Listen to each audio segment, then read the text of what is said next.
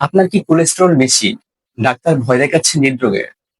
জেনে নিন এমন ৫টি খাবারের নাম যেগুলো খেলে আপনার কোলেস্টেরল কমবে এবং হার্ট থাকবে নিরাপদ। আমাদের শরীরে ২ ধরনের কোলেস্টেরল থাকে। এলডিএল অর্থাৎ খারাপ কোলেস্টেরল, এইচডিএল অর্থাৎ ভালো কোলেস্টেরল। যদি এলডিএল বেড়ে যায় তাহলে রক্তনালীতে চর্বি জমে, ব্লক হয়, হার্ট অ্যাটাকের ঝুঁকি বাড়ে এবং স্ট্রোকের ঝুঁকি বাড়ে। কিন্তু কিছু প্রাকৃতিক খাবার রয়েছে যেগুলো কোলেস্টেরল কমাতে দারুণ কার্যকর। প্রথমত, ওটস।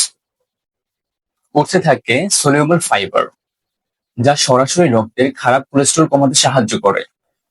আপনি প্রতিদিন সকালে ১ বাটি ওটস খেলে একটি বিশাল পরিবর্তন লক্ষ্য করবেন। দ্বিতীয়, বাদাম, বিশেষ করে আখরোট এবং আমন্ড। বাদামে থাকে ওমেগা-3 ফ্যাটি অ্যাসিড এবং স্বাস্থ্যকর ফ্যাট, যা কোলেস্টেরল ব্যালেন্স করতে সহায়তা করে এবং হার্টকে সুস্থ রাখে। তৃতীয়, রসুন। প্রাকৃতিকভাবে এলডিএল কমাতে রসুন খুবই কার্যকর। প্রতিদিন ১ থেকে ২ কোয়া কাঁচা রসুন খেতে পারেন।